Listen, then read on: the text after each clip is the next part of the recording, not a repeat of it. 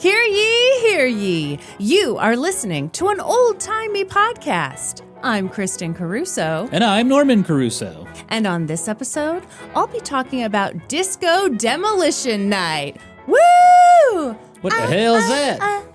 Stay alive, stay alive. You know about Disco Demolition Night. Don't be coy, Norm. You know all about it. I'm not being a coy boy. I don't know what you're talking about. You really don't? No. My shirt is a hint. Sports related? It's sports related. The people have spoken. They said, Kristin, you know so much about sports. Your last episode about 10-cent beer night, which was very sporty, was not enough sporty spice for us. So they demanded this one. They were amazed by your baseball knowledge. Well, prepare to be amazed again, because this story has the same amount of baseball in it as that last one did. Really? Yeah, just a sprinkling, which is how I like it. Hang on, I gotta silence my phone. Oh, wow. Oh, it is silenced. Okay. Oh, okay, great. Turns out. Anything else you need to do?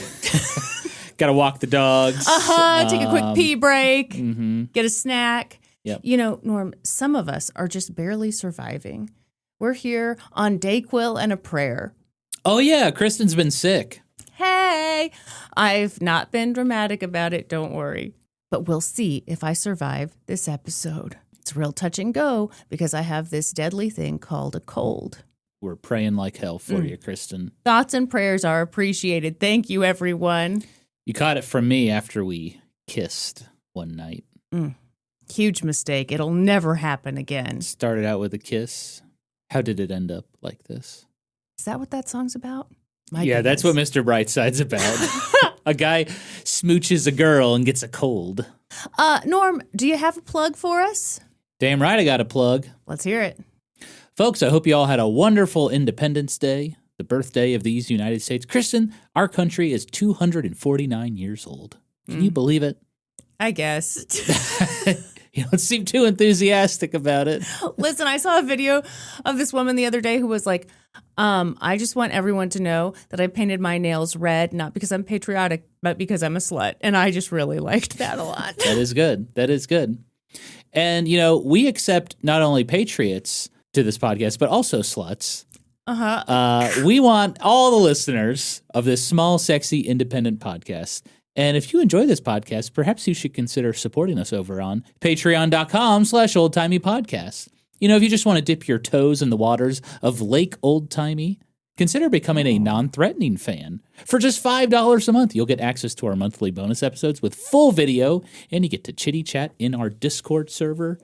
Boy, howdy, is that a lot of fun. But if you're ready to commit, if you're ready to go all the way with us, you got to get in on that $10 Pig Butter Investor tier.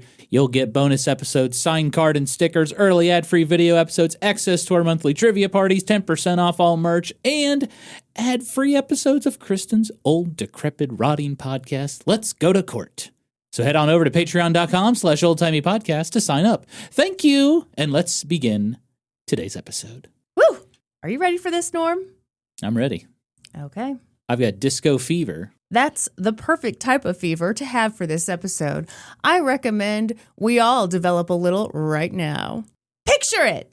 It was the 1970s, and disco was in, baby! Songs like Disco Inferno, I Will Survive, and Brick, Da-na-na-na, House topped the charts. In 1977, Saturday Night Fever became one of the highest-grossing films of the decade. Everybody loved disco! It was fun and funky, glittery and flashy, and wow, that clip was really short.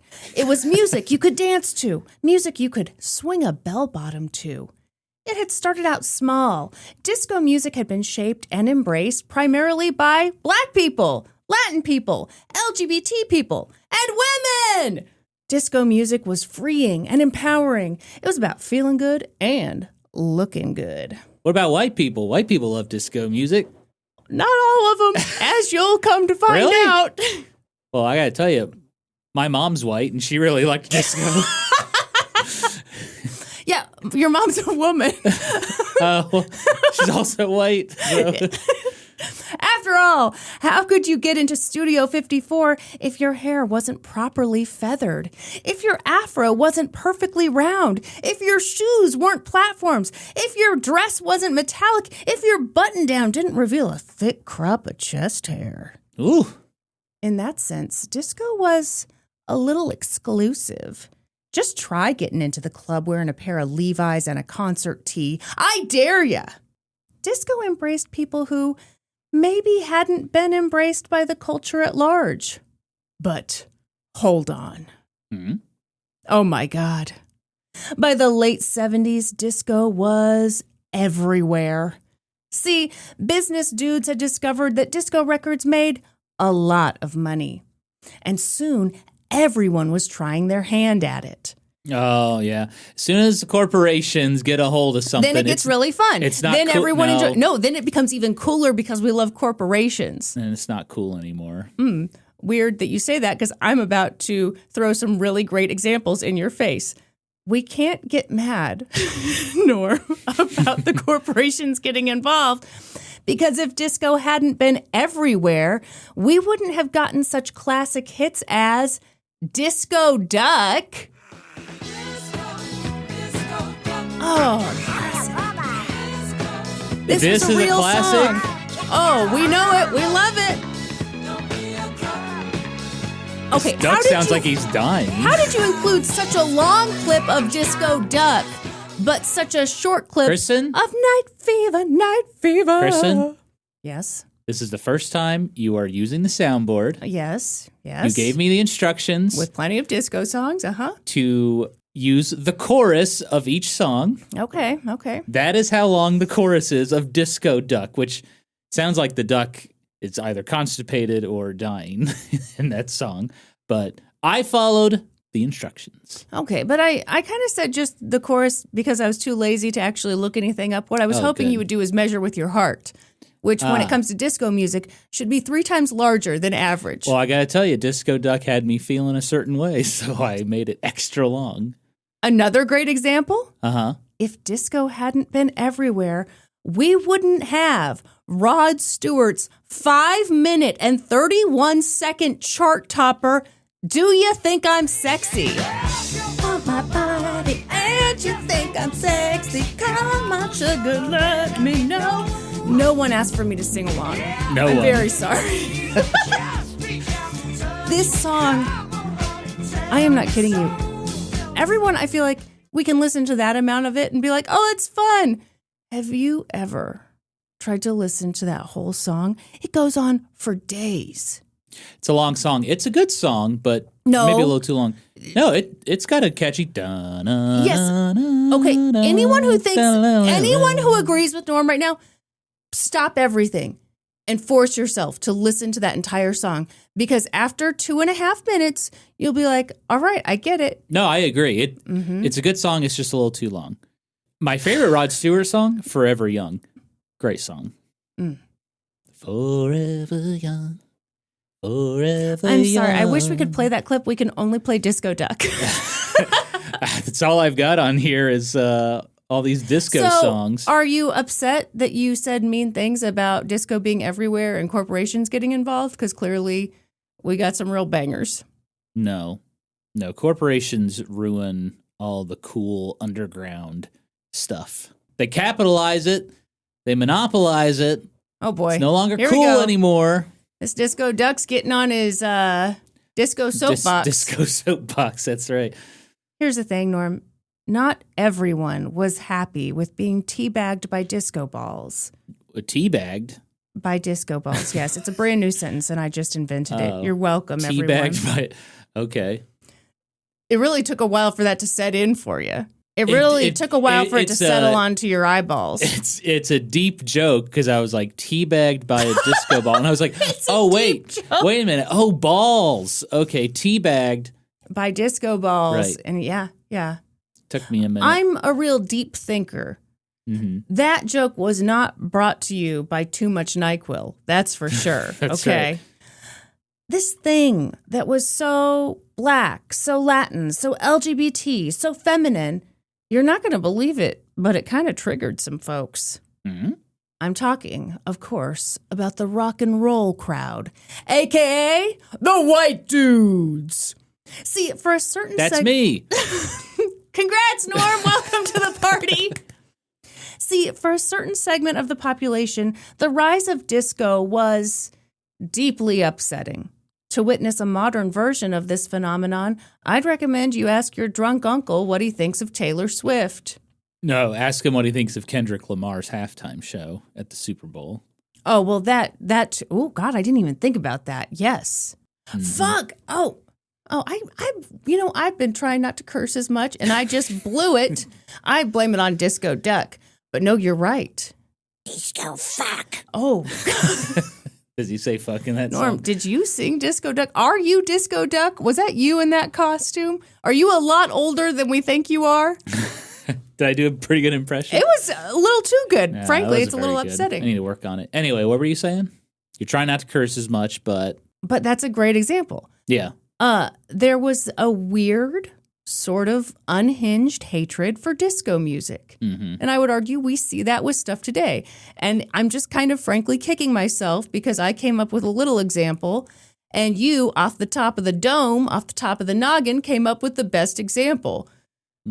Very happy for you. Clearly the superior host of this podcast. Oh, okay. Anyway, and few people embodied that hatred for disco quite like a 24-year-old Chicago radio shock jock named Steve Dahl.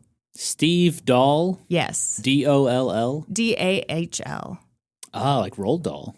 That's exactly right. No relation, I assume. Yeah. In Steve's defense, the story of how he began to hate disco is kind of comically perfect. Yeah, I'm curious how you hate disco because it's such a catchy music genre. Hold on. Okay, this just shows we're going too fast. What do you mean? I just told you came primarily from Black people, Latino people, LGBT people, women. It was this kind of exclusive thing where now the people getting into clubs might not have been the same people that used to get into clubs. Mm-hmm. And you're telling me you don't understand? No, I mean, I'm speaking purely from if you listen to disco and you're like, I don't like this. Yeah, okay. I don't see how you could listen to disco and be like, this sucks. It's very catchy pop music. Thank you, Norm. I completely agree. I will be the first to admit I have bad taste in music. And yet, I also have to tell you, disco is so good. Even bad disco is good. It gets you boogie. It kind of is. Yeah, I think you're right. It absolutely Even is. Disco Duck is... I know. I would still listen to Disco Duck. It slaps, and it's called Disco Duck. And there's a fucking duck singing the song. Yes, when even the bad versions of disco are good, you've got something special. Sure. So this guy was just like racist, sexist asshole, and that's why he didn't like disco? Whoa. You haven't even heard his villain origin story, Norm. Oh. Calm down. Okay, I'm sorry. It really is like the most amazing villain origin story ever. Picture it. Christmas Eve, 1978. Steve was working a food drive for the radio station, and he was dressed as Santa Claus. And that night, when he finished his shift, the radio station fired him. They were switching things up. The following Monday, they'd become a whole new radio station. They weren't playing rock and roll anymore. They were doing disco only, baby. Wow, that is quite a switch. Yeah. And to fire someone on Christmas Eve, that sucks. It super sucks. Steve had to go home and tell his wife on Christmas Eve that he was out of a job because of disco. Well, it's not because of disco. It's right, because management at the radio station. But whatever. Okay, no, that's, blame that's disco. That's the meanest thing. I hope they at least let him get out of his Santa Claus suit before they fired him. But the good news is Steve wasn't out of a job for long. He got a new gig at a rock and roll station. And as soon as he got back on the air, Steve made his enemy known to all. Every morning, he played a disco record. And then, just before the bell bottoms really started rocking, Steve, screech, ran the needle across the record, and he cued up the sound of an explosion. cool. It was like he was exploding the Bee Gees. Hardcore. Yeah. Norm, you're not as into this as you should be because it's pretty fucking cool. I mean, I guess he's limited because he's on the radio, but... What does that mean? He's just to play audio sounds. I mean, I guess it's kind of like me with this soundboard. You know, I'm kind of limited. You're not know. better. Yeah, like... I'm about to bust. You know, Right. I've got some fun stuff on here. You know, here's some... Okay. You know. Anyway. Oh, wait. Sexy times. Oh, There we God. go. So... he hates disco. Mm-hmm. He plays a disco record, and then before the song ends, he plays an explosion. Yeah, like he blew it up, like he destroyed disco because he hates disco. I don't know if this is too tough a So concept. he's just a shock jock for a rock station. Just a shock jock. Yeah. Yes. What was the name of the station he worked for? WLUP 97.9, I think. Wallop. The Loop. Wallop 97.9. Steve's audience ate it up. Okay, Norm? Yeah, of course he Unlike did. you being so disrespectful, being like, oh, I've got a soundboard. Ooh, blah, blah, blah. No, they loved it. They'd found a common enemy, and it was that funky, hip beat. Steve's hate for disco became part of his shtick. He began doing this adorable thing at local Chicago bars where people would bring in disco records, and he'd dress up in a military uniform and smash the records over his head. Stolen valor. Yes, I think a lot of people were tricked. Oh, it was so fun. He called these events Death to Disco rallies. Ooh. Steve had a lot of young white male fans, and Steve really rang their bell. You can ring my bell. Classic disco song. You know, I did not expect you to know so many disco songs, Norm. I told you my mom, a white woman, loved disco. Listen, a lot of white ladies love disco. Yeah.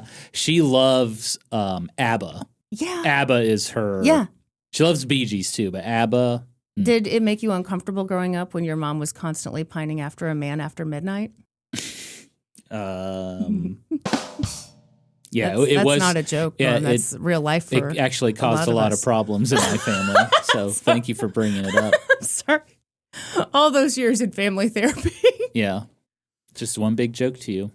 Steve even recorded his own parody version of Rod Stewart's, again, very long song, Do You Think I'm Sexy? Was it a good parody? You tell me. I've got some of the lyrics right here. Oh, let's see if he can beat Ned Flanders' PG version of the song. Oh, do you have it memorized? Of course you do. Ned Flanders just replaced the word sexy with cuddly. Well done, Ned. No, Steve's was, do you think I'm disco? 'Cause I spend so much time blow drying out my hair.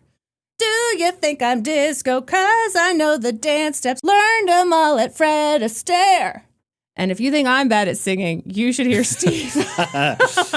But the shittiness of that parody song didn't matter to Steve's fans. They loved it.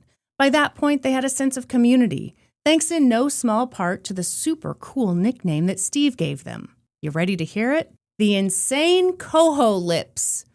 Wait, what? That's right. In those days, if you were... Coho lips? Uh-huh. What does that mean? Oh, well, okay. It's a bit of a thinker here, okay? So put on your thinking cap. There was this gang at the time called the Insane Unknowns, and there was also this fish called the Coho Salmon. So the ship name for Steve's fans became the Insane Coho Lips. It's very cool, and I don't think we should make fun of it at all.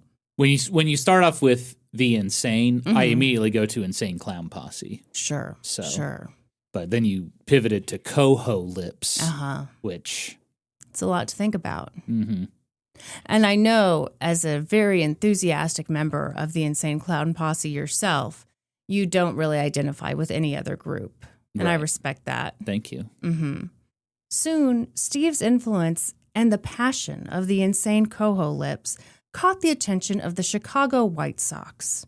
Oh, my God. What? What? What? Why?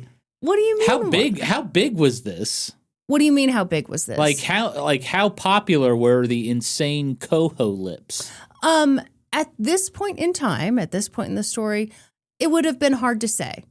You know, Steve's this 24-year-old shock jock, kind of at a time when that was sort of a new thing. And he definitely had a following, but it was kind of hard to quantify how big that following was. You know, how many casual listeners does a person have versus people who are actually willing to go out to a little disco demolition night, you know? It's hard to know until you throw the night. Am I right? Now I'm understanding disco demolition. Mm-hmm. Okay. So the Chicago White Sox take a liking to this young man. So they're going to do like a promotional night? What's wrong with that, Norm? Are you against promotions?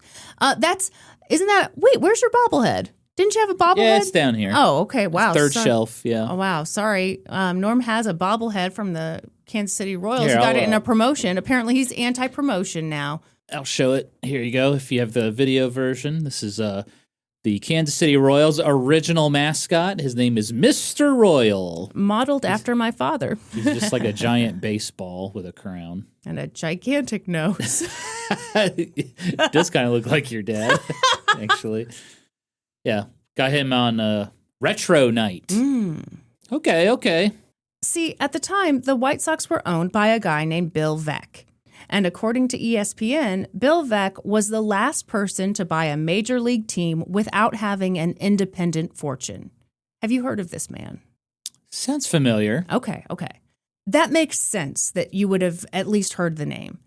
Now, when we talk about someone who owned a team but didn't have an independent fortune, we're not talking about someone middle class. We're not talking about an everyday guy. His dad had been the president of the Chicago Cubs. And before Bill bought the White Sox, he'd previously owned and sold the Cleveland Indians and the St. Louis Browns. He'd also previously owned the White Sox for a little bit before this, but, details, schmeetails. So then he bought them back? Yes. Okay. Several years later. So Bill Veeck was no stranger to baseball, and baseball was no stranger to him. But unlike the typical sports team owner that we think of today, Bill didn't have just tons of money to burn. He needed butts in seats. Mm-hmm. He needed people to show up, buy a ticket, and if it wasn't too much trouble, maybe watch some baseball. And it is interesting how much like TV and the internet has like exploded the money in sports, like all the TV deals and whatnot. So yeah, I guess back then it's you gotta hustle to make some money with some of these teams. Sure. Yeah.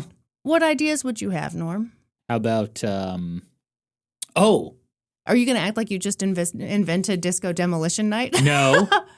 I came up with this idea on our vacation, and now I think I should implement it at baseball games. Norm, you don't own a team. I'm going to pitch it to teams. Okay, great. Let's hear it. Salad bar. Oh, my God. Norm. Salad bar at baseball games. No one wants a salad at a baseball game. Why not? First of all, on a hot summer night, get a nice, cool, crisp salad from the salad bar. What are we catching from that salad bar? What do you mean? Not a fly ball. I guarantee you that the salad's not going to be kept at the proper temperature. We will have ice trays to keep everything cool and at the right temperature. Okay, well, I look forward to this, Norm. Everyone, you would be horrified to hear Norm's original idea. Do you want to tell him your original idea for the salad bar? Salad bars on airplanes. Right next to the bathroom. What's his idea? So my idea was, it's hard to eat fresh when you're traveling. Sure. So why not, for an extra fee, put a salad bar on the airplane. It's right up front, kind of where the bathroom is. You know how when you first walk in the plane, there's a bathroom, and then there's like a tiny little nook where the flight attendants put all their stuff. Yeah. Well, so that's where the salad bar is. Sure. And so you walk up to the front of the plane. And there's going to be a flight attendant guarding the front of the plane. Very good. Yeah, we want safety first. And they say, are you here for the bathroom or the salad bar?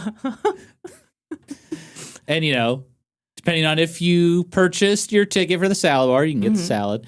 Perhaps you need to do both. You need to use the bathroom and get the salad bar. Sure. Two things can be true. Right, as we say a lot on this podcast. And so if that's the case, you get your salad and then you use the bathroom because we don't want to contaminate the salad bar. Oh, yeah, that'd be disgusting. Right. This idea is definitely not disgusting. I think it's a good idea. I love a good salad bar. Sure. That's a thing I miss dearly from restaurants, salad bars. Yeah, and what I want in a salad bar is for it to be just inches from a toilet. Mere inches. There's a door. Don't worry. Oh, I wish there wasn't. Anyhow. But as far as actual real promotions, T-shirts. People will come out for T-shirts. Will they? I know for Royals games, when there was a free T-shirt night, the stadium was always packed. Okay. So I feel like T-shirts. What if the Royals were doing very, very, very badly? Would a T-shirt I mean, they do were it? doing badly when we went to some of those games. And yeah, a T-shirt brought people out. Okay. With all their kids. And all right, yeah. well. T-shirt's a great promotion. Not hot dogs, though, because you remember that one story I told on your old Decrepit Rotting podcast? I do. The Royals mascot with his hot dog gun. Sorry. Fired several rounds and hit a man in his eye. He fired several He rounds. did. The hot dog gun, he fired the hot dog gun. Yes. And the ammunition was hot dogs. And the man was hurt, and so it's not Yes. funny, but... Why are you laughing? You're crying from laughing You so hard. said he fired several rounds. He did. The rounds were hot dogs. Yes. Okay. So, because Bill didn't have this big independent fortune, and because he was a very creative guy, he was never afraid of doing something big to get people's attention. And, sorry, I think this guy would have wiped his ass with your T-shirt idea, Norm. When he was coming up with ideas, he thought big. For example, he installed a scoreboard at Comiskey Park that had 10 electric pinwheels and wacky sound effects. It shot off fireworks anytime the White Sox scored a home run. Very cool! Bill did that because in his mind, a home run was a big moment. But once that ball was gone, the moment was gone. But the spectacle of the pinwheels and the sounds and the fireworks kept the excitement going. Did he come up with that idea? Because most stadiums do that now. So a lot of the ideas that I'm going to bring up, that it's like, well, yeah, of course, Bill came up with them. Okay. And it was because he was kind of scrappy. He was innovative. Now, not all of his ideas were winners, and we're going to get to that. He had some kind of salad bar near the toilet ideas, too. Another idea he had was when a player hit a home run, he had the guy come out and do a little curtain call. Ooh, hey, that's a little disrespectful. Why? Unwritten rules of baseball, Kristin. Not supposed to be bragging when you hit a home run. Whoa! You hit your home run, you walk around the bases, you go back to the dugout, and you celebrate in the dugout. You don't do a curtain call. Disrespectful. Norman, it is so funny to me that you are reacting this way. Because when I was reading about this, you know, a lot of the kind of stuck-up owners of the other teams felt that same way about a lot of his ideas. And so it's just funny to be looking at a modern boy right in front of me who's like, To be honest, I think some of the unwritten rules of baseball are stupid and old-fashioned. Sure. And to MLB's credit, they've really tried to do away with some of them. So, like, nowadays, they want players to celebrate home runs, you know? Sure. But yeah, you don't. No, I'm fine with it. I'm just commenting that back in the day, yeah, that would have been very disrespectful. If I hit a home run, I'd do twirls. I might whip my top off. Wow. Or not. You know, it would depend on the feeling. But I don't think you have to worry about me hitting a home run. Hitting a home run seems like a superpower. Yeah. And that's why there should always be fireworks. Even when I played adult softball, when some of my teammates would hit a home run, I'm just like, how did he do that? Also, during the 7th inning stretch, he had his announcer, Harry Carey, sing Take Me Out to the Ball Harry Game. Carey. Yeah. Do you want to know his logic? What I was love his this logic. He was like, Harry Carey is such a bad singer that if he's the one singing it, everyone will join in. No one will feel intimidated. So this guy has a little bit of showmanship in him. He's like a P.T. Barnum of baseball a little bit. A bit, yeah. Bill Veeck really changed the game. He made baseball more of a show, more of an experience. He brought in elephants to walk the field. He brought in belly dancers. But as I mentioned earlier, his ideas were not all winners. For example, for a while, he had the White Sox play in shorts. The players hated it because you try sliding into home base in hot pants. That's disgusting. Playing baseball in shorts. No one wants to see that. It's funny because I feel like it'd be the kind of thing that, like, when you start the game, okay, but then, like, my God, their legs would be so banged up, it'd be horrible. Yeah, if you have to slide, that would just be brutal. You'd tear your skin off. Gotta wear pants. Another attention-grabbing but not quite great idea? He installed a shower in the center field bleachers in front of God and everybody. What? Just in case people wanted to cool off. A shower? Yes. I'm sure it didn't attract any pervs. Don't worry. Was it an open shower that people could look in Norm. and see? Yes, Norm. We are talking about a fully open shower. What?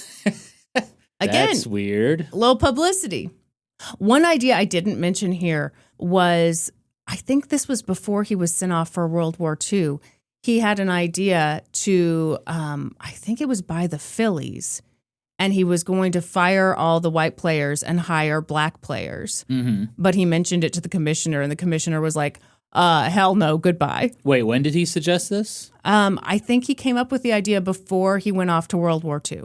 Oh, pre-Jackie Robinson. Then. Yes. Yeah, it was a hell That's no. Interesting. To the no. Yeah. So was he going to take players from like the Negro Leagues? Yeah. Okay. You know, Major League Baseball only recently added Negro League statistics to their database. They now consider them like official Well, statistics. sure. I'm sure previously those statistics hurt their feelings. Just like when I walk into a room and notice that I'm not the prettiest woman there, I just discount that woman entirely. She doesn't count, right. You see? Right. We don't count any attractive women in these statistics. You've been watching too much Love Island, I feel like. I have been watching just enough Love Island, which, for those listening, that's a lot of Love Island. Yeah. We'll talk about Love Island more at the end of this episode. I'm getting lip fillers. Oh, no. And on top of it, I'm overlining my lips, so I look like a clown. Oh, good. And then I'll begin talking to you like I'm on Love Island, and I'll say, "Can I pull you for a chat for a second?" Mm-hmm. There's nothing sexier than a clown. I agree. All of this to say that Bill Veeck had a reputation. He was innovative. Other baseball team owners tended to dislike him because they firmly believed that baseball was boring and should stay that way. But Bill needed to fill the stadium. And without a massive amount of money to fall back on, he had to get creative. But creativity only gets you so far, especially when you don't have the money to pay players what they deserve to be paid. And as a result, by the summer of 1979, the White Sox were playing baseball about as well as a literal pair of white socks that had been thrown out onto the field. Thank you. You know, he kind of reminds me of, have you seen the Savannah Bananas? No. So they're a modern team, but they're kind of like the Harlem Globetrotters of baseball. So they just do like wacky stunts. And Yeah. Okay. Yeah, it's a lot of fun. Like they have a pitcher that's on stilts. That sounds exactly like this guy. Yes. Yeah, but he was trying to do it within the confines of Major League Baseball, which, Sure. There are definitely rules you have to follow with a professional sports team, but I can see where his mind is. The shorts idea is just crazy. Yeah, some of the ideas were really bad. Some of them were exploitative, like, having a little person go out there, just... Sure. By the middle of the summer of 1979, the White Sox record was 35-45. Yeah, sounds like a pretty average team. On average, less than 10,000 people attended their games. That's bad. Yeah, especially when you consider that Comiskey Park was capable of holding a little over 50,000 people. It was embarrassing. And more than embarrassing, it was a problem. The White Sox needed something big to get people into the ballpark. By that point, Bill's son, Mike Veeck, was in charge of promotions. And he was in his late 20s, and he definitely had a chip on his shoulder. He wanted desperately to prove himself. He wasn't just a Nepo baby. He was a big, independent, baseball-loving boy. But, the thing is that until that point, he hadn't really done anything to stand out. Yeah, what the Veeck are you supposed to do? He needed a win. He needed to make his dad proud and prove once and for all that he deserved the position he'd been given. And when Mike found out about shock jock Steve Dahl, and specifically Steve's audience of young, enthusiastic men, Mike got an idea. So one day he showed up at Steve's radio station and he said, "What if we host a disco demolition night at Comiskey Park? It'll be so great. Everyone who shows up to the stadium with a disco record will see it blown up in the middle of the field." Picture it. No. Yes, Norm, picture it. In the middle of the White Sox doubleheader against the Detroit Tigers, we'll put all the disco records in a big box rigged with explosives. No. And we'll boom, trigger it. And just like that, disco will be demolished. People will love it. They'll love it. Plus, hey, you ready for the cute part? They'll get into the game for just 98 cents because, Steve worked at WLUP 97.9. They rounded up, but we forgive them. Sure. It'll be cheap and fun and really cool and not at all weird or out of control. Okay. I can already see how terrible this is. If you... What? Norm, you're short-circuiting over this really good idea. No, I just feel like if you explode a bunch of disco records, it's going to be like shrapnel from a grenade and hurt people. Vinyl records shattering into thousands of pieces would cut you up. That could happen. But, I guess if you're going to be a little bitch about it, you could complain about that. I mean, you're the type to be afraid of a hot dog flying through the air. Yeah. Whoever got hurt from records, shards of records? I'm sure somebody. Yeah. I mean, Am I on the right track here? Oh, yeah. Yeah. Yeah, you're definitely on the right track. Yeah, I knew right away this is what was going to happen. But they thought it was a great idea, huh? Yeah. How many people died? No one dies. No one dies. People were hurt. Emotions were also hurt. Oh, my God. Okay. So it all sounded like a great idea to everyone except for Norm. And we're all ignoring Norm, right? Right. Yeah. So they agreed that Disco Demolition Day would take place on July 12th, 1979. Steve did his best to promote the event. Like that Smashing Pumpkins song? Huh? 1979. We don't need anyone. What? Kristin. Oh. Smashing Pumpkins? I'm sorry. No, you're a bad singer. I mean, true. Yes. Yeah, true. Sorry, you couldn't recognize I the could song. not recognize it at all. Yeah. Joe, could you dub over the actual song as I sing? And No, then please don't. People will be fooled. Think, wow, he just sounds just like Billy Corgan. So Steve did his best to promote the event, but he was pretty nervous. It was one thing to fill a bar. It was another thing to try to fill a stadium. I'll tell you how you fill a bar. How? $1 mojitos. And 50-cent salad bar. Oh, I'd be in there in a heartbeat. 50-cent salad bar. To be fair, Steve never dreamed that he'd actually fill the stadium. He just didn't want to be embarrassed by a poor turnout. Well, here's the other thing. It's a doubleheader, right? Yes. Yeah, so it's even harder to fill the stadium on a doubleheader day. Because no one wants that amount of baseball. Am I right? Yeah, it's a lot of baseball in one day. Mm-hmm. Especially the day game. Okay, the first game started at 5 p.m. Oh, it's kind of a late start for a doubleheader. A poor turnout was worth worrying about because at the time, the White Sox and the Detroit Tigers were the two worst teams in the American League.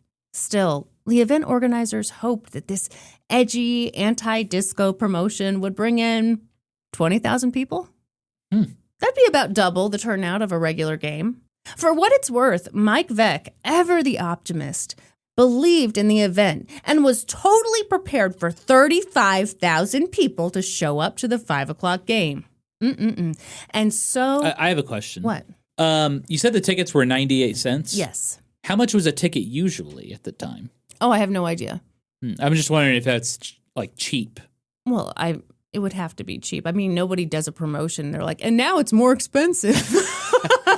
Okay, I didn't know if tickets were $1 and now they're 98 cents. I'm just here to ask questions. A big gaping hole in my research.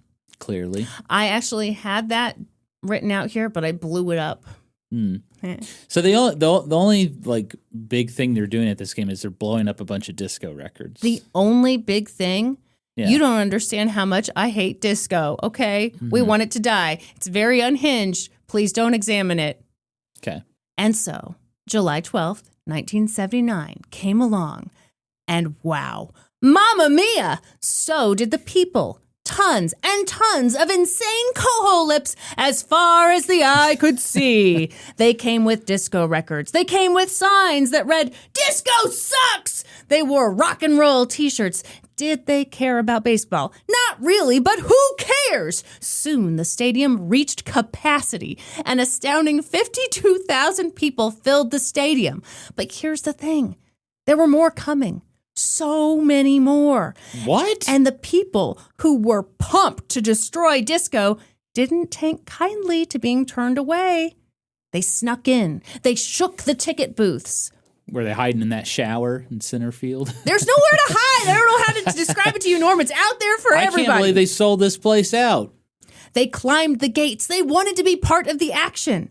And of course, stadium security, which at that point was mostly out near the field, was like, oh God, I guess we have to deal with this. So they did their best to manage the madness, but that was next to impossible. The insane coho lips were unstoppable. They were coming out in droves. By this point, the traffic coming to Comiskey Park was officially a problem. It was backed up from the park to Chicago O'Hare Airport. That's like 17 miles. Yeah, that's deadlocked. a ton. Whoa. Chicago police closed the 2 expressway exits near the stadium in the hopes that people would just go home. Meanwhile, inside the stadium, the people that managed to get into the game were more than a little amped.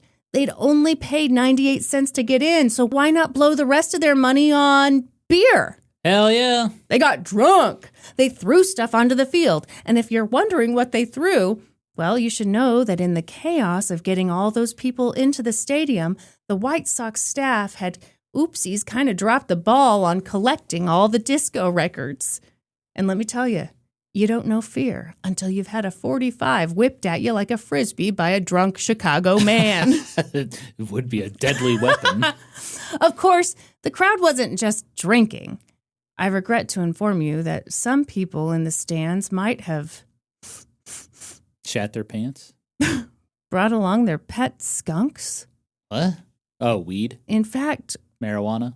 one Devil's group lettuce? of rowdy fans brought a big poster that read rock and roll on the bottom, and Norm, it had the strangest picture of a leaf over it. We just don't understand what was happening.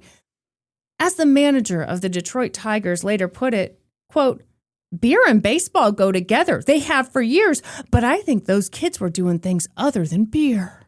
Oh, someone brought a skunk to the game. It was a mess. The event was supposed to be a little wild, but this was too much. As the owner of the White Sox, Bill Veeck, later put it, sometimes a promotion can go too well. And yeah, it did go too well. Steve's fans were going nuts, and nothing had even happened yet, just a little baseball. In total, the White Sox had hoped to get 20,000 people to show up. But that day, an estimated 90,000 people came out to witness the Disco Demolition doubleheader. Okay, hang on a second. Uh-huh. I am flabbergasted why 90,000 people showed up to this promotion. And not everybody got in, obviously. Right.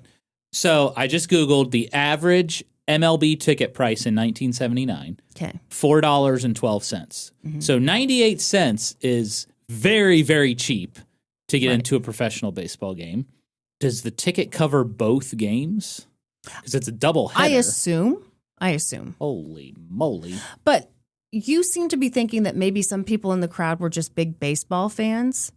Right from the start, the announcers were talking about how this was the youngest crowd they'd ever seen at a professional baseball game. That's not to say no one was there for baseball, but you look at this crowd and you go, not very many people are here for baseball. Imagine Ruth and Ethel. Ruth and Ebenezer, longtime White Sox fans, got their season tickets behind home plate, and Ruth's telling Ebenezer, smells like skunks out here. Look at all these young kids. I don't like the looks of these teenagers. They'd be leaving. Yep. I would hope. So. This was a disaster waiting to happen. But at this point, Mike Veck was thrilled. He'd done it. They'd had to close down parts of the highway because he'd been so awesome at his job. They had to close the gates of the stadium. They hadn't even had to do that for the World Series. This was the biggest success ever. Nepo baby, my left butt cheek. Mike was in the big leagues now. So the game got started. And if anybody had a bad feeling about how this would end, it was for sure drowned out by the constant chanting of the fans. Disco sucks. Disco sucks. Disco sucks. Ultimately, the first game was nothing to write home about. The Tigers won 4-1. Any other day, that might have been sad, but it's not like Ethel and Ebenezer were there rooting for the home team. Ruth and Ebenezer. Oh, I'm sorry. He was having an affair with Ethel. Oh. I hate to, bring that up, but it's just true. They were there to demolish disco. And as soon as the game ended, our little shock jock Steve doll did not disappoint. He circled the field in a military jeep, wearing a helmet and army fatigues like he was going into battle. Don't stand too close to the explosive, Steve. Speaking of helmets, a lot of the players put on batting helmets because, as I already mentioned, some of the disco records had been collected from the fans, but a lot of them hadn't. And now that the demolition was about to happen, people started really flinging them through the air. It was starting to get dangerous. But worrying about dangerous is not very rock and roll, so I'll stop talking about it. Because it's officially showtime.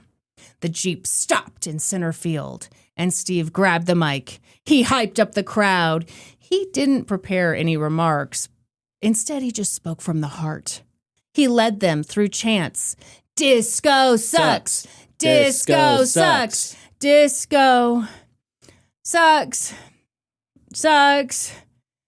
Did he get out of breath and kind of mess up the chant? Yes, but please remember that disco is the enemy and not Steve's cardiovascular health. But he was in a Jeep. Why is he out of breath? Fair questions. Pretty soon they were ready for the main event. And Steve had inspiring words. He yelled, "And we're never going to let them forget it. They're not going to shove it down our throats. We rock and rollers will resist and we will triumph." And then he directed their attention to center field, where a large box of disco records lay, waiting to be destroyed. Oh, boy. Someone lit the fuse. And our boy Steve, who did not have great timing, said into the microphone, 1, 2, 3, boom.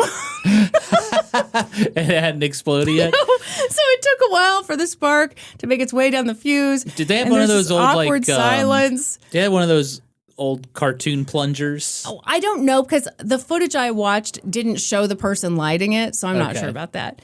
I just know that he said 1, 2, 3, boom, which it's like, dude, let the explosion do the boom noise. And boom goes the dynamite.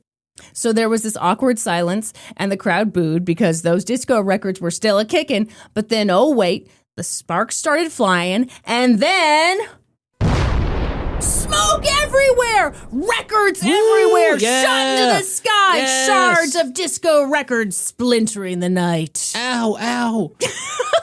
It was so amazing! Cool! The crowd went wild! Steve yelled into the mic, "Yeah, that blew up real good." This guy's a shock jockey? He doesn't really have a way with words.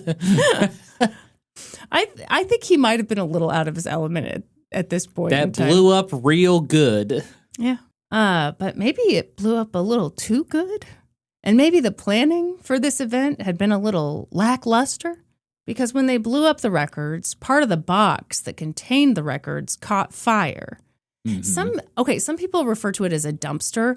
It didn't look like a dumpster in the footage, and I would suspect that a regular dumpster would not catch fire. Yeah, dumpsters are usually made of metal. Right. But this thing caught fire. And once again, this was in center field in the middle of a doubleheader. Oh, no. Meaning that unfortunately there was more baseball to be played. Well, and there's grass on the field. Very good point. But thanks to that explosion and the subsequent fire, a good portion of center field was just gone. Just charred. And anyone who knows anything about baseball knows that the center of the field is quite critical to the game itself. Don't you agree, Norm? You really got to keep it. You want to keep all of the field, ideally. I mean, yeah. I don't know why center field specifically, but it's quite important. Sure. It's quite important. It's usually the deepest part of the ballpark. Sure, quite deep, and you want to keep all of it intact, ideally. Yeah. That's enough baseball talk. Okay. I need to quiz you on some more baseball stuff. Because now you're doing your second baseball episode. Let's see if you've learned anything. The crowd was going bonkers, Norm. But the White Sox pitcher, a guy named Ken Kravik, went out to the mound to start warming up for the next game. But those insane coho lips were still riding high from their disco demolition. And they wanted to get down onto the field. They wanted to boogie onto the field. No, they don't. They hate disco. And so they did. A guy on the upper deck slid down the foul pole. People in the center field bleachers jumped onto the field. Thousands of them poured out onto the field. Were they singing "We Are Family"? No, but they were enjoying the sense of community that they had built. Oh, poor Ken was like, yikes, and he skedaddled off the field. And it was at that moment that the owner's son, Mike Veck, was standing behind second base. Oh, my God. He'd been riding a high all night, enjoying the success of his amazing promotion. It really hadn't occurred to him until that moment that he might have come up with a really terrible idea. The crowd ran wild on the field, waving their homemade signs, lighting their homemade signs on fire for some reason, and then for funsies, sliding into bases and literally stealing the base, which... This is 10-cent beer night all over again. Sure is. Honestly, I do wish I could just go back and just be a spectator to this event. Norm, do you know yourself? What? You would hate this. You would be Ebenezer in this situation. You would take one look at these teenagers and be like, Ethel, we're going home. That's true. Or Ruth. I'm also having an affair with Ethel. I would want to watch from a television in the comfort of my own home. And the great news is you can watch footage of this event. You don't have to go back in time. Great. In total, an estimated 7,000 people jumped down onto the field. And the stadium's 35 security guards were helpless to try and stop them. Were they like, hold the line? Hold! White Sox management wasn't sure quite what to do. I mean, in fairness, they did try everything. For example, they changed the scoreboard to read, "Please return to your seats." That'll do it. Everyone, look at the scoreboard. Oh, wait, we shouldn't be doing this. Look what the scoreboard says. Announcer Harry Carey said, "Holy cow." And then, "Hey, what say we all regain our seats so we can play baseball again?" Not even Harry Carey is going to get these people back in their seats. Yeah, the crowd did not do that. They ripped up the grass in the infield. They whipped records through the air. Here's a fun thing. What's more dangerous than throwing a 45 through the air? How about shards of a 45? Oh, there it is. I'm surprised the explosion didn't hurt people. Do you think it did? It very well might have. I'm going to get to this story is still in progress, sir. Yeah. It was chaos. Something needed to be done. But no one could quite agree on what needed to happen. See, Bill Veck, owner of the White Sox, tried to downplay what was going on. He was like, what's the problem? The crowd is just having a real good time. They're just so happy. Pretty soon, everyone's going to calm down and we'll play our next game. No. But the manager of the Tigers was like, dude, are you serious? This is a mess. You need to forfeit right now. Or postpone the game. Well, those two argued back and forth until eventually someone had to call Daddy. And by Daddy, I mean the president of the American League. Oh, I thought you were going to say the president of the United States. No! Jimmy Carter, we'll take care of this. Anyhow, Daddy said we're going to postpone the second game. Yeah, there it is. There would be no more baseball that night. It was official. Everyone needed to leave. Right now. Yeah, put it on the scoreboard. Right now. Okay, on the count of 3. 1, 2, 3. Get out of here. Yeah, a lot of people didn't want to leave. Hell no. And they were also, pretty awesome at math because they were like, 7,000 of us, 35 of them. I think we'll stay. They've taken over. Yeah. And who's going to stop them? I'll tell you who stopped him. This thing got resolved the old-fashioned way, with Chicago police coming out on the field in riot gear. And when that wasn't enough, they brought in mounted police on horses. Ooh. That night, police arrested 39 people for disorderly conduct. 6 people were injured, in addition to all the disco records. When word got out about what happened at the White Sox game, people were pretty disgusted. The stunt had been an absolute mess. A disgrace. The next day, American League President Lee MacPhail, a.k.a. Daddy, ordered the White Sox to forfeit the second game to the Tigers. Oh. Yeah. It's the equivalent of a spanking. That doesn't happen very often. That is a spanking for sure. What had happened at Disco Demolition Night was too much. But was little Stevie sorry? Not really. No, it's not his fault. He might have been able to calm the crowd a little bit, don't you think? He can't even hype them up. Oh, they were hyped.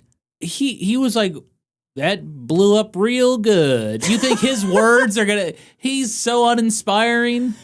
He filled the stadium. 1, 2, 3, boom. That morning, he was back on the radio.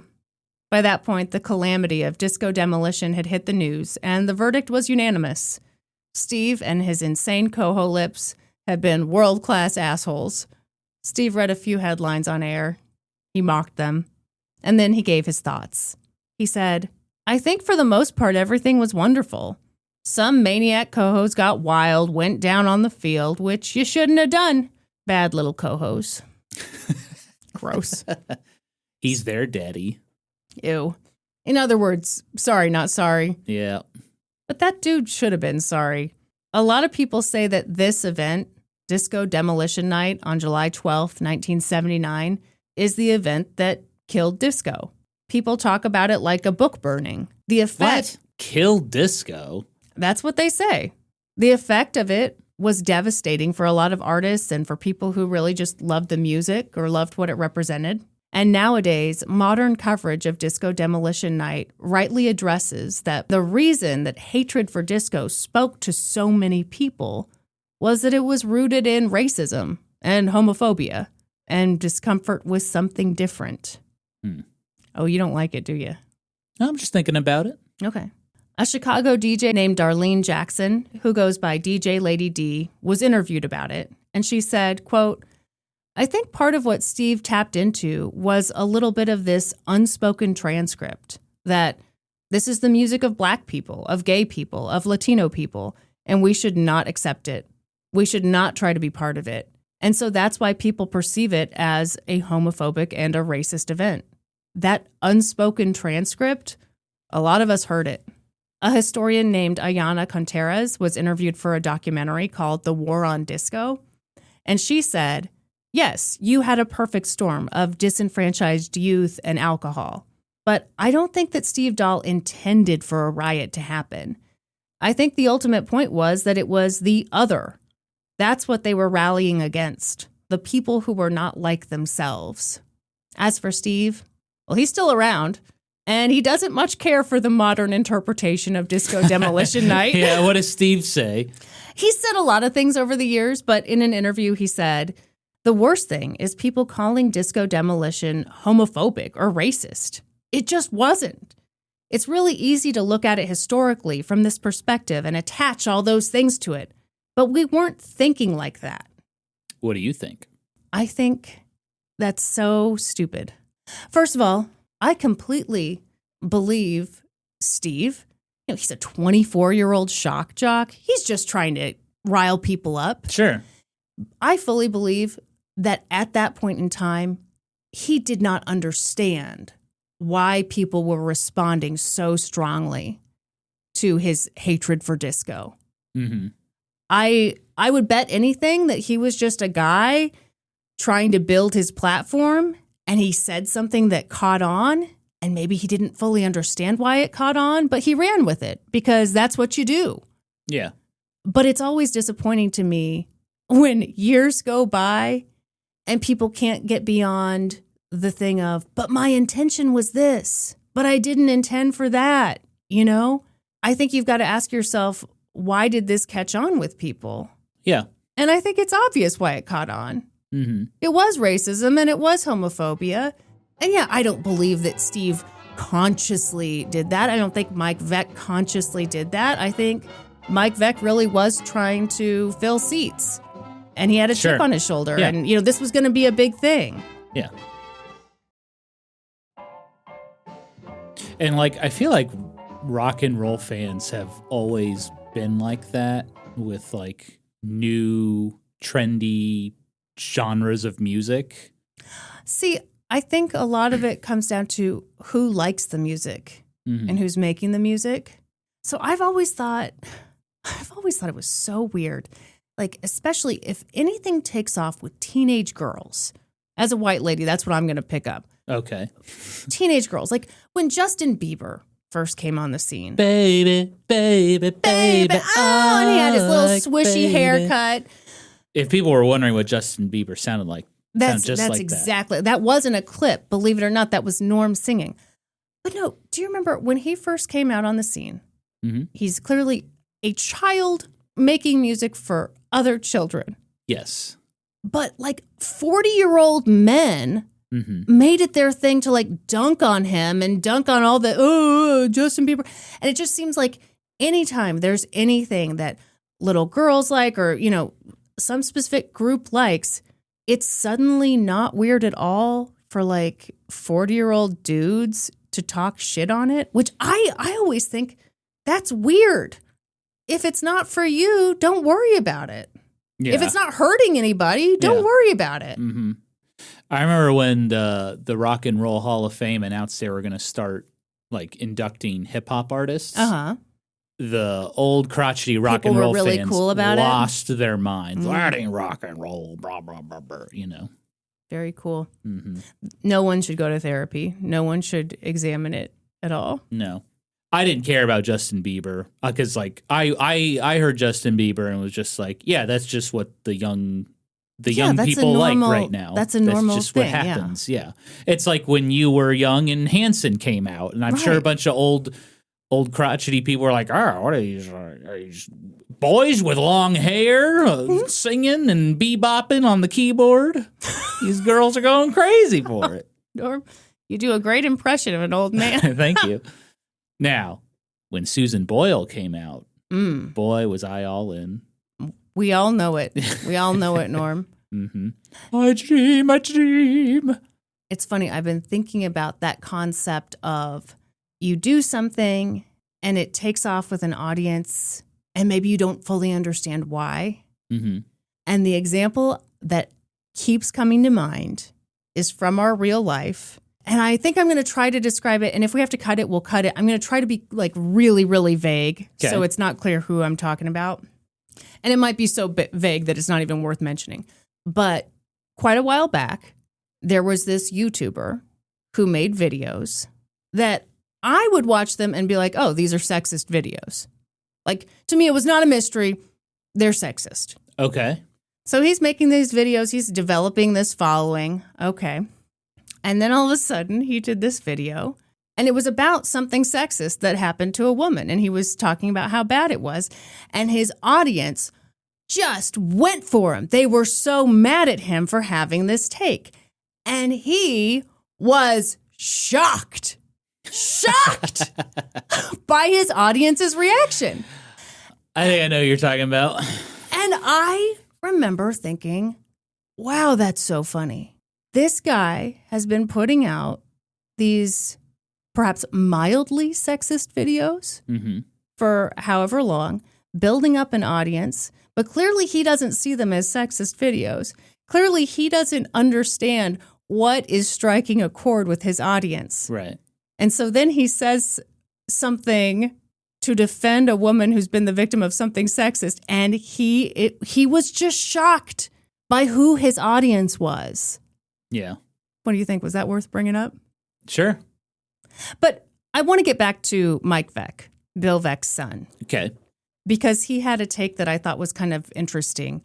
In the aftermath of that night, he felt so much shame. Now, I don't think he was seeing it through the lens of, oh my God, what we've done here was, hurtful to all. No, he was just feeling shame. He's probably embarrassed. Oh, I mean, you have to forfeit a game yeah. because of your fans' behavior. It's embarrassing. You're already a joke in the league, and this just further validates that feeling. Well, and you're trying to prove that you're not just the owner's son. And so you're racking your brain trying to come up with some promotion that will get butts in seats. And whoo boy, you overshot. Yeah. So that night he resigned. Wow. And he apologized to his dad. But of course, his dad didn't accept his resignation because, there are perks to being a Nepo baby. Gave him a kiss on the cheek. No, Bill didn't accept his son's resignation. And, he took responsibility for what happened. But he did have to sell the team about a year later. And Mike felt some responsibility for that. Disco Demolition Night had been a disaster. Yeah. In a documentary about his life, he emphasized that the intention, of course, was just to fill seats. But he said he understands that the event was painful for a lot of people. And if he could go back in time, he wouldn't have done it. Yeah. For years, Mike stayed away from baseball. But he eventually got back in. He bought a minor league team, and then another, and then another. And he continued the Veck tradition of doing anything it took to get attention. He hired Darryl Strawberry when nobody wanted him. Darryl Strawberry. Uh-huh. New York Mets. He hired a woman named Isla Borders to pitch, and she became the first woman to make the roster of a men's professional baseball team. Oh. He did a lot of wacky gimmicks. Yeah. And his dad, Bill Veck, was posthumously inducted into the Baseball Hall of Fame.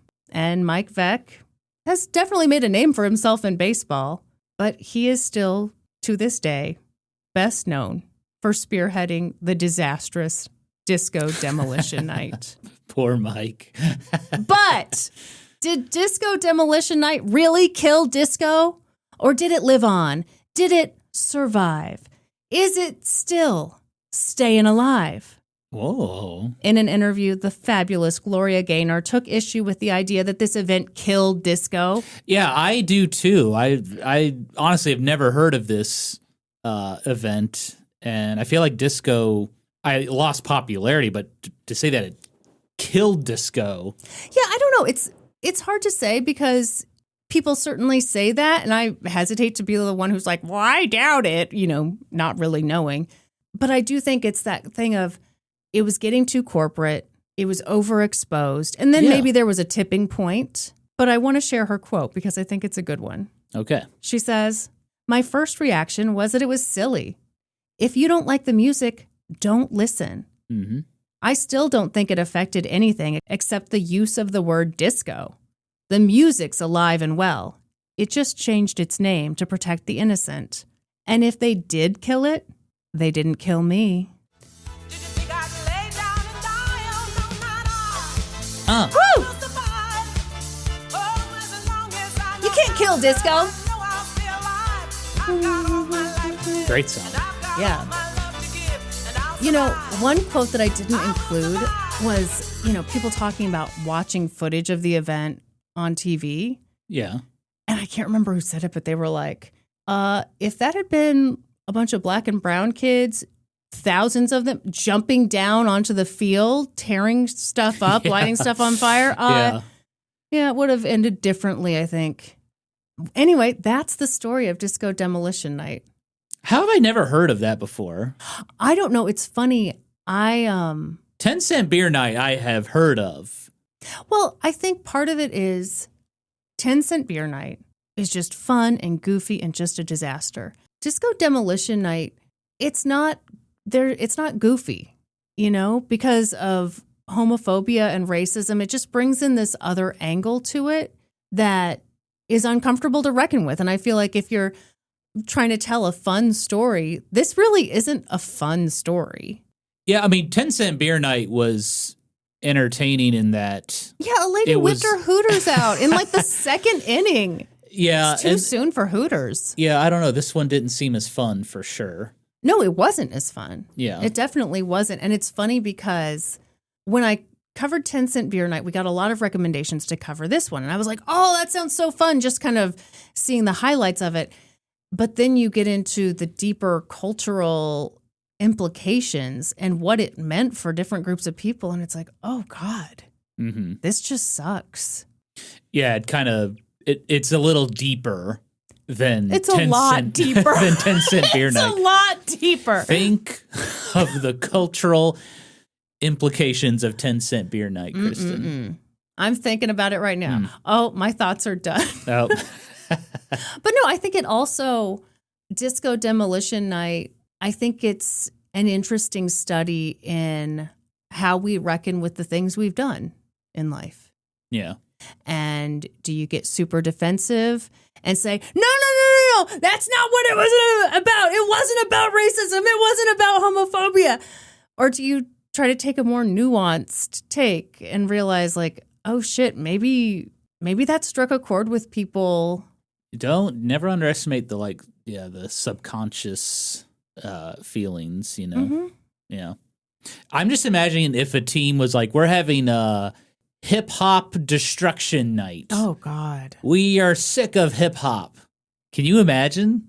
I think it'd be exactly like this. Well, yeah. Yeah. It's funny. I hadn't thought of a modern version of that. Yeah. But yeah, it'd be terrible. It'd be a problem. Okay. Would not attend. I do have to tell you something else that I didn't include in the script, but I found really entertaining. Okay, so this Mike Vet guy, long career, a lot of mistakes, a lot of good ideas. I would argue his biggest mistake was what he named his son. Do you want to know what he named his son? Yes. Night Train. Night Train Vec? Night Train Vec. And let me tell you, Night Train Vec. Okay, did he say why he named his son Night Train? Yeah, because it was fucking cool, Norm. Oh, my bad. I didn't think about it like that. Duh, it was cool. I saw footage of Night Train. He is the most average-looking, non-threatening young man you've ever seen in your life. It is hilarious that his name is Night Train Vec. That poor boy. When he was interviewed, he was just like, yeah, I've got a weird last name, and I have a weird first name. And he was basically like, I know my dad thought that this would be cool, but I think he really underestimated how many people would tease me in elementary, middle, high school, and in business. Like, who's going to take Night Train seriously? Don't worry, boys. We're going to close this deal. We're bringing in the Night Train. Yeah. Yeah, that's a tragedy right It there. is a tragedy for sure. Night Train. Fuck, that sucks. It sure does. That sucks so much. Poor guy. I just changed my name. Yeah. I don't want my name to be fucking Night Train. Good God. Yeah. It's a lot to deal with. I love my name. Congratulations, Norm. Yeah.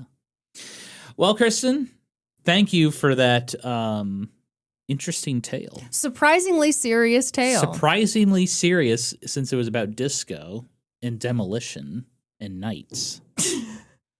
Kristin, I promised the history host, we would do a little commentary on Love Island USA, which you've been watching quite a bit. You have also been watching quite a bit. Have. Don't try to act like this is something I'm doing on my own. I do have to admit, very well done reality show. Yeah. Mm-hmm. Everyone, if you haven't watched Love Island, let me describe it to you. It is softcore pornography with a lot of drama thrown in. Basically, yes. And if you think that there should be a limit to the amount of lip filler people get, this is not the show for you. Nope. Not the show for you. The concept is there's a big old house on an island, and they bring in Fiji. Mm-hmm. They bring in 5 single women in the beginning. They only bring in 5, right? It's so funny to me that you're worried about numbers when what people really need to know. It's an important part of the show. It's all aggressively hot people, and the only thing they're covering up are their buttholes, basically. Mm-hmm. That's the deal. Right. And I tell you what, if you want workout motivation, watch a bunch of 22-year-olds running around in thongs. I'm like, I got to get back on the Stairmaster. This is really Kristin's something. like, I got to get on Love Island. have to. I'm not saying I want to get on Love Island. Although I do think a Love Island season full of just a real mix of middle-aged people. I'd watch it. Oh, it'd be hilarious. Yeah. So it'd it's like, be hilarious. So they bring in like 5 single women and 5 single men. They're all hot, and they all have to like pair up and become couples. And then make a connection. They have to make a connection. And then slowly they bring in more men and women, more hot dudes, more hot ladies. And then suddenly, oh, how strong is this connection? Maybe I want to get with somebody new. And hijinks ensue. It's a pretty good show.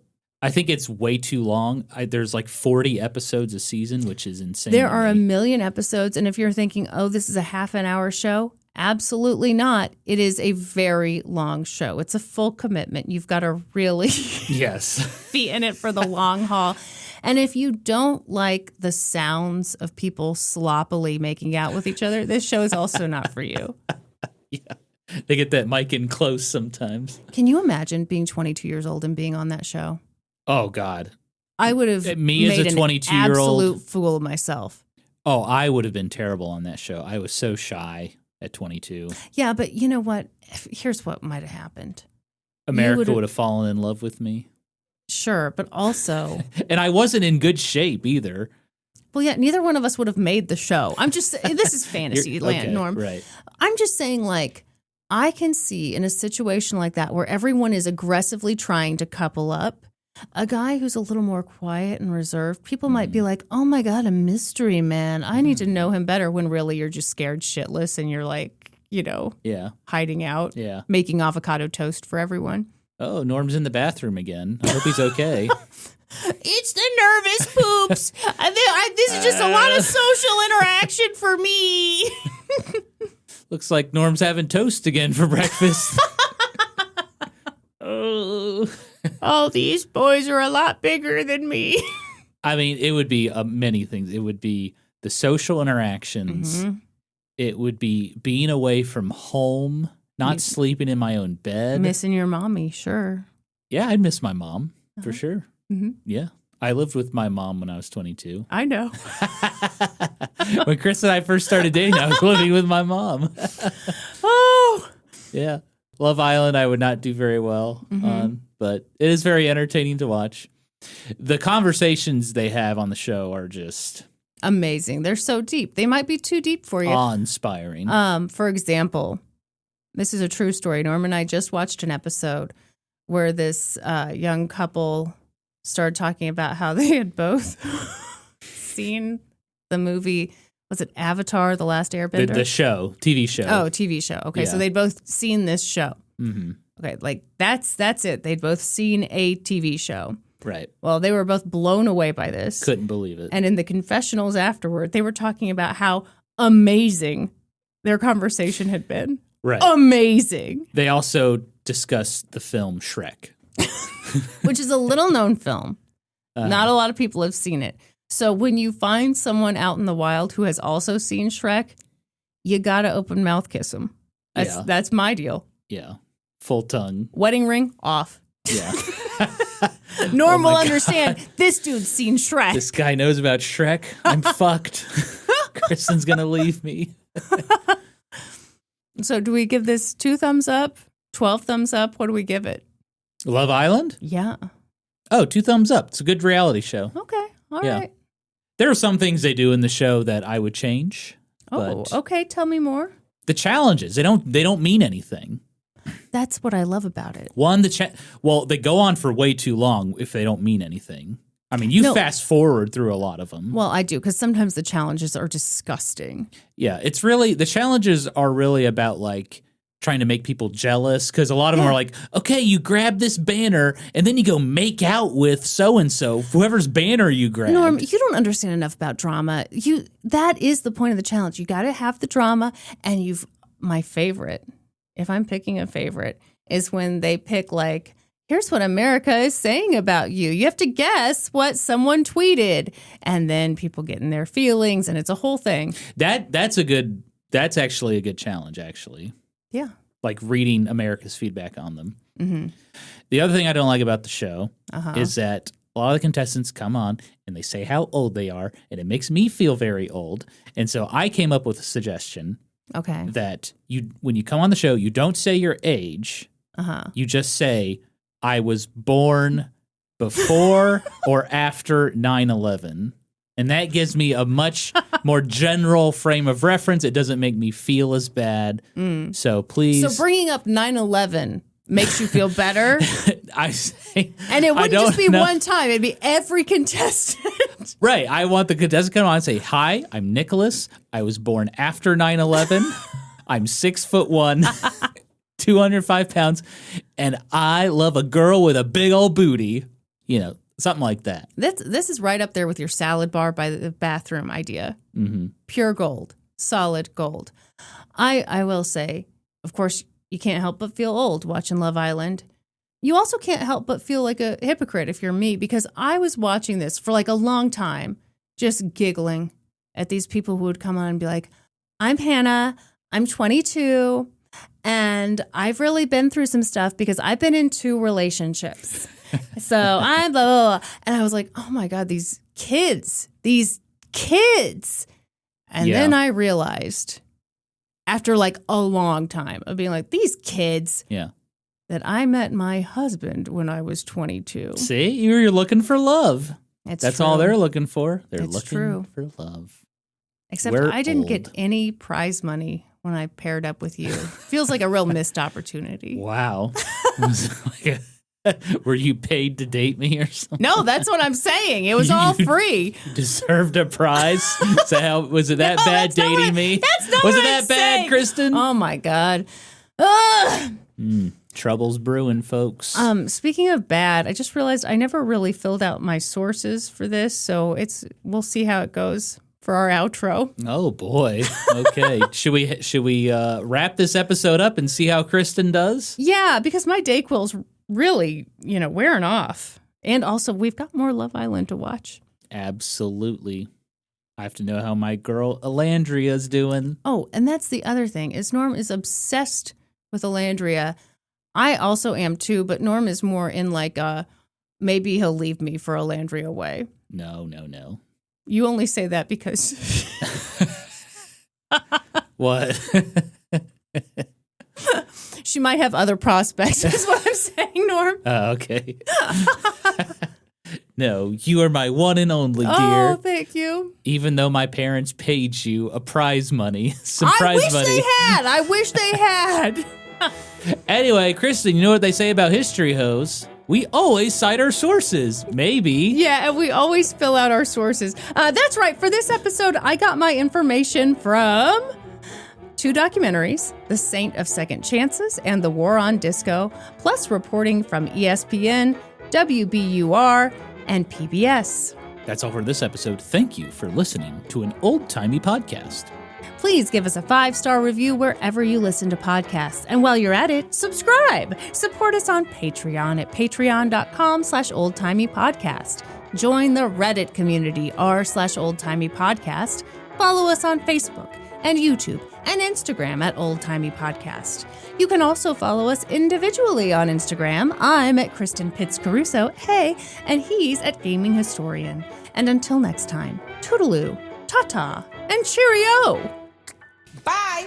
Bye! See ya. See ya.